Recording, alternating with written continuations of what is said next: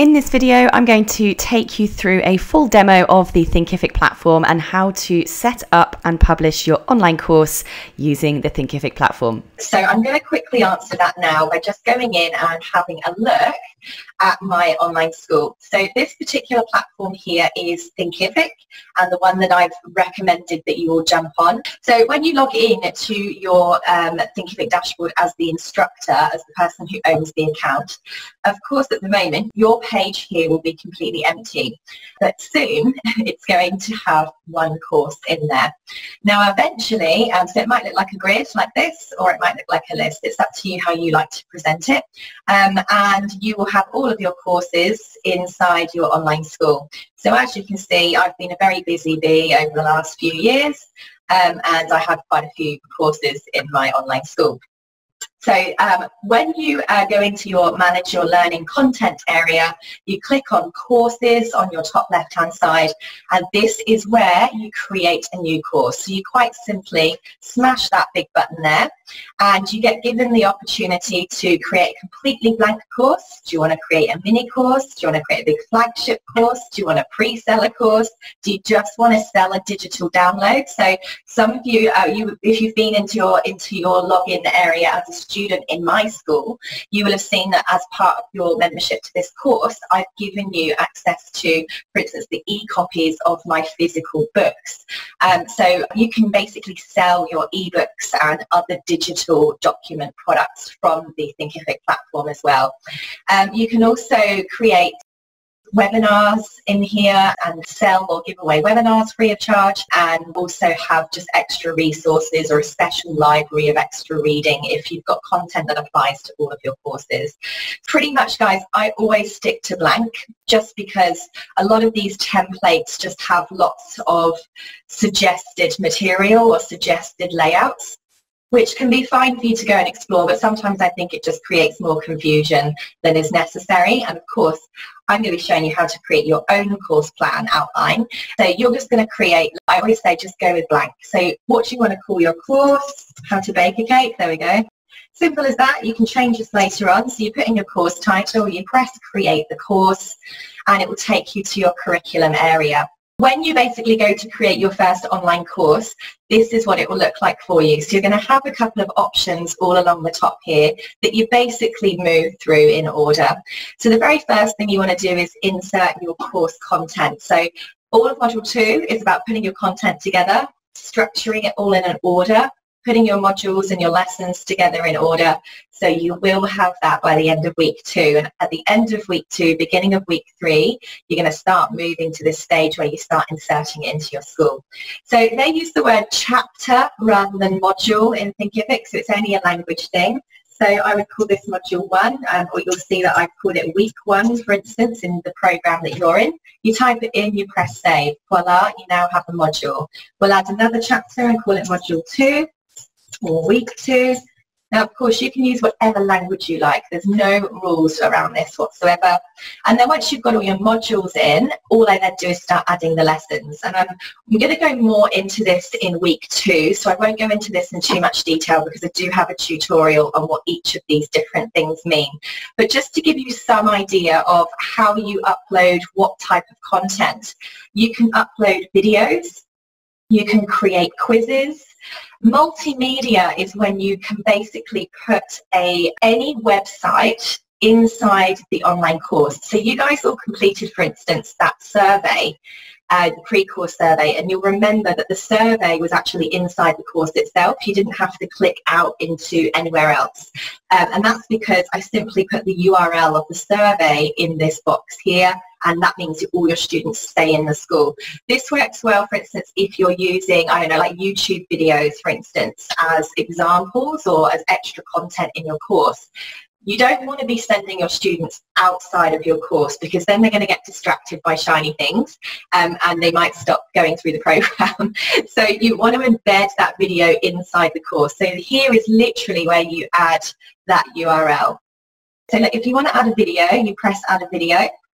You simply title the video, so whatever your tip is, tip XXX. Do you want the video to autoplay? I always tick yes. and then select a video. So there basically is a library area where you upload all of your videos into Thinkific, and voila, they show up here. So I've just selected a video from my library, I press save, and now the video is basically embedded. And I'll show you what it looks like for the student in a moment.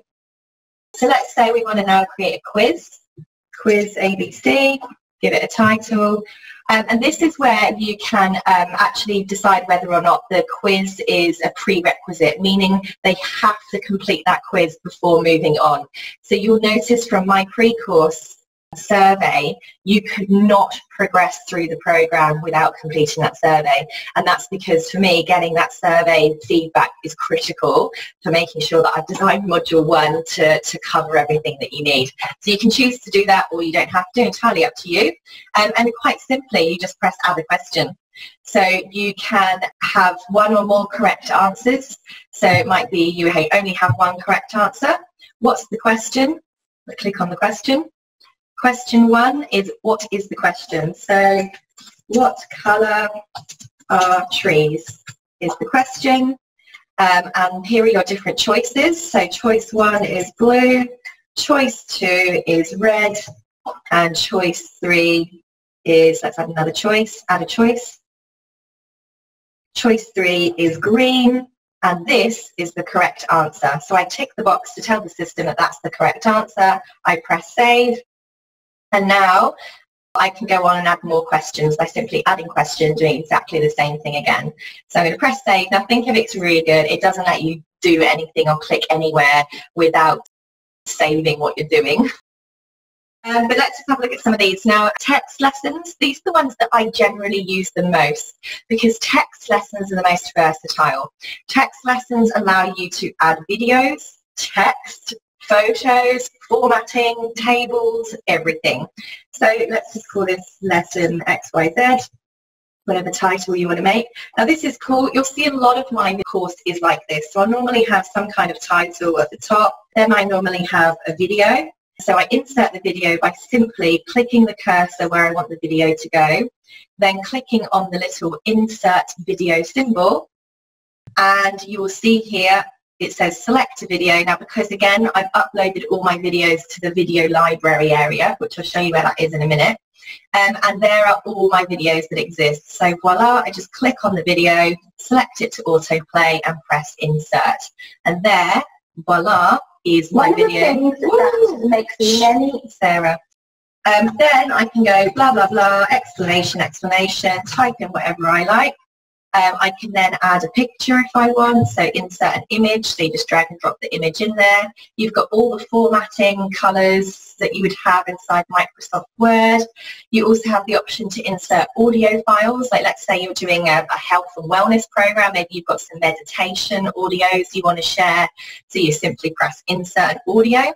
You can upload the URL to it, so for instance if you've recorded something yourself, you might save the audio in a Google Drive. That gives you a URL, and you can insert the URL in there so that your learners can listen to it. You can insert tables and all sorts. So there we go. I'm going to press save. That's an amazing lesson we've got there. So other things that we can do here, like we can add in surveys, we can add in PDF documents. Now the cool thing about PDF documents is they actually show on the screen as a document, so they don't actually have to open something. You can add audio files and you can add downloads. So this one's really simple. So this is a download document. The other cool thing, you'll see that I've used this a fair bit where I've had worksheets and stuff. Let's call this lesson 1, 2, 3, 4. So this is where you can say blah, blah, blah. Here is a download about X, Y, and Z. Here's some instructions to use your download. Then you can even insert a video. So you'll see with some of mine, I've actually put some kind of video, and then you simply drag or drop your file, your document, your Excel sheet, your worksheet, whatever it is there, and press save. So I'm going to, for the sake of examples, I'm going to show you what this looks like to a student. Here's a random worksheet, so I'm just going to press open. So you'll see here now, this will upload. And now we're going to save. That's given you a brief overview. You've got discussions that you can add there. So you guys will remember in the pre-course section of my course, you all had a discussion area that kind of looked and felt a bit like Facebook, where you could say hello and introduce yourselves to each other. All of these basically are different lesson types. We're going to go much more into that into week 2. Let me show you now what that will look like to a student. Then I'll go into what some of these are here. So I'm going to go up to the top right hand side of my screen and press preview the course as a student. And this is now what the actually looks like to a student. So you'll see you've got module 1. Before we put pen, you've got module 2. So you'll see here, here's what we've made. Our first one was a video lecture. I picked a video, voila, there it is. The second one we did was a quiz. So here it is. What colour are trees? Blue. And confirm. And it says, oh no, Sarah, you were wrong. The right answer was actually green. Okay, I'd like to retake the quiz. So now I can go back in and retake the quiz, confirm. So it's just a nice way to get students to do reflective exercises. Now, you may have seen that there are options for exams and assignments. I'll go more into those in next module. This is good for just getting students to reflect, to remind themselves of the content that they've been through. The next lesson we created was a text lesson. So remember here, I put a title in, I had a video, and I had a bit of a description. There we go, there it is. And then we had a download. So you'll remember that I put in some text, I put in a video, and there is the download. I click on it, there it is, there's the random document that I uploaded. So that is what it looks like to a student. How easy was that? We have just created an online course. Now what we've created there is 1, 2, 3, 4 lessons. Now, a lead magnet course is anything from 3 to 10 lessons. So that took about 10 minutes to create a lead magnet mini course. So I hope that that kind of dispels the myth that this has to be really hard and scary and challenging to do. So let's just go back to this builder area. You've got an area here where you can upload all of your files and all of your videos. Your settings area is where you can change the name of your course. You can decide whether it's private or hidden from people. I'm not going to go into those details now because this is week 3 stuff. Your landing page, this is where you build the sales page, the landing page of your course. Now the cool thing about this is it's very drag and drop. As you can see now, our curriculum is already showing up there, and we can basically change the banner image, which is this image over here. We can change the course description, details about your instructor. Do you want to add reviews or not? Yes or no? So it's really, really simple.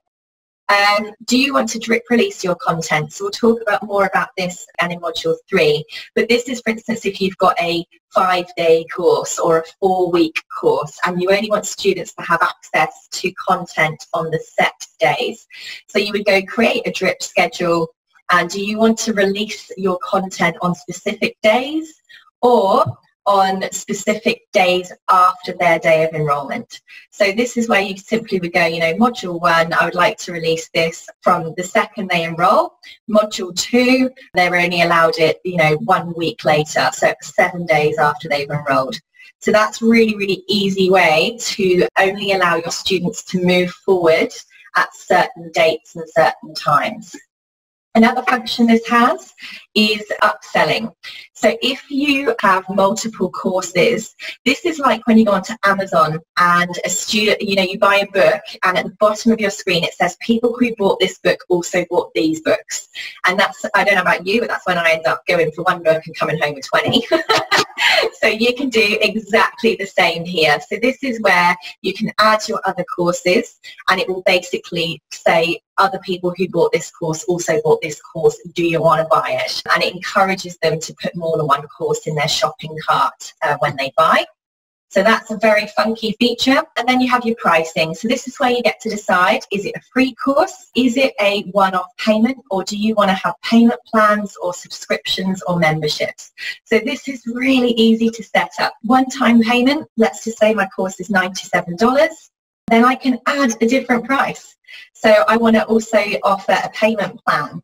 So that's when, for instance, so I'm going to say payment plan, they're going to pay me $35 over 3 installments. Boom, save. So now I've got that pricing option. Add another price, membership. So this could be our subscription. So it might just be that I just charge them $15 a month, paid every month, and save. Now you can create free trial periods if you like. Now there we are. This course now has 3 different payment options, which is obviously very exciting. So I don't know why that didn't save. So there we go. So I'll show you what that looks like. And then we say publish. So I'm going to publish this online course. Guys, the publish button is not scary. There are not millions of people sat in your online school waiting for you to do stuff. I'm sorry to say. If only marketing was that easy. So please don't be afraid of pressing publish. It's really not that scary. The whole world is not going to see what you put out. So now that we can go up to preview course and preview the landing page, so because I'm already enrolled, it's not going to show that. But what that would say is it will say $97 because that's the price that I set. And then here are the other payment options. Or I could pay $15 a month, or I could go on the payment plan. So you can see here just how simple that was to set up the multiple payment options. So look, I hope that gives you a really good idea. Now in terms of how this all connects together, because that's the other question I had, is how does the student enroll without you being involved? As a student, you will all have seen that when you signed up for my course, you had to create an account. And when you created that account, you created it inside my Thinkific school. Thinkific took the payment from you, and then Thinkific allowed you to access the course. And I had set it so that you could see up to module 1 of the content. So it really is that simple. My online school is connected to my ActiveCampaign email marketing software, and that is what emailed you your welcome email and gave you all the access to your content. So I didn't have to physically be involved in that process at all. So everything, all of your courses, all of your videos, all of your content is going to be inside your Thinkific school. However, your website will have a tab. So let's go to sarahcordner.com. We'll have a tab on it called courses, because you want to make sure that all of your marketing directs to your website. Think of Thinkific purely as the storage box for your content. What you want to be doing is making sure all of your marketing directs to your website. You want visitors on your website, you want people viewing your website. The more visitors and the more views your website gets, the higher it ranks in Google. And you want your website to rank in Google so that your stuff comes up in search results.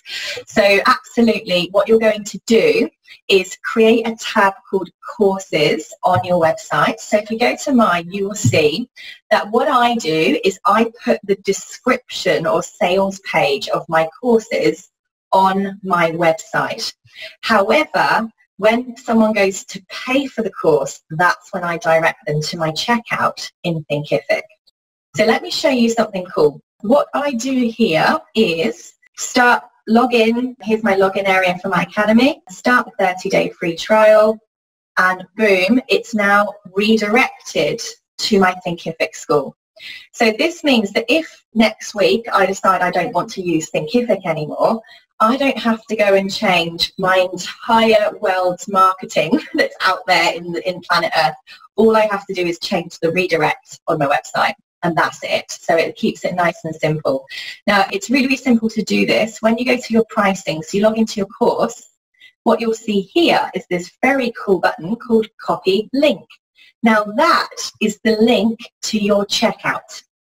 So all you do is you go onto your website, you create your tab called Courses, you have the description of your online course on your website, and by now, then simply redirects people to that special link, that URL there, which takes them to the checkout page on your Thinkific school so they can buy the course. Now, I don't want to go too much into depth with that because this, again, is all stuff that we're going to cover in week 3. But at the moment, I just want to show you what this is capable of and how it can work. Marketing and advertising is a whole topic, so I'm going to leave marketing and advertising to module 4. Week 4 is all about marketing and advertising. This is where you would go to your curriculum, and yes, you would add a module. They call it a chapter, so add a chapter. So yeah, module 3. Thinkific integrates directly with Stripe and PayPal. It pays directly into your account. So if we go into Market and Sell and integrations, I've asked you guys in the pre-course module to set yourself up a Stripe account and a PayPal account.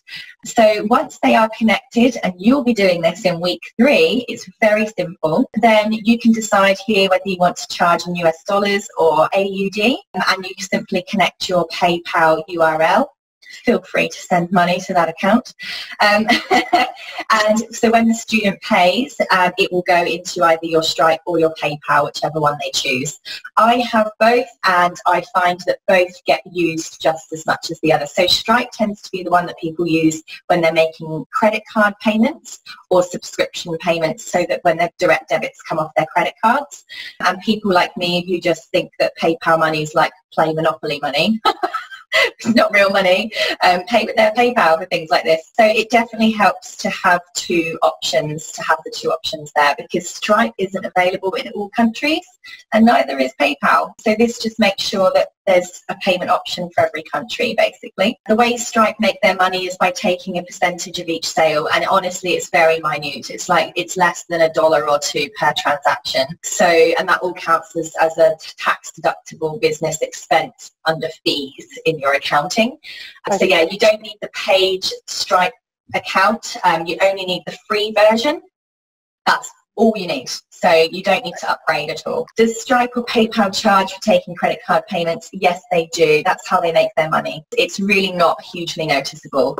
It's all tax deductible. It goes down in my accounting as fees, and therefore it's a tax deduction. It's about 1.5% of each transaction, roughly, yeah. So it's worth it for having a free system. Daniel says, I missed the Stripe account setup. Where was this in the pre-course module?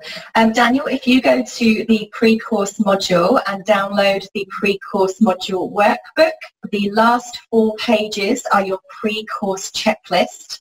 And that pre-course preparation checklist recommends that you set up your Stripe account. It tells you all of the different accounts that you need to go and set up. There's a couple of people there saying that too. So yeah, in the pre-course module, go to the very back of the workbook that's in lesson 2, and there's a big 4-page checklist of stuff you need to do and accounts you need to set up and prepare ready for week 3. So I think that answers that question.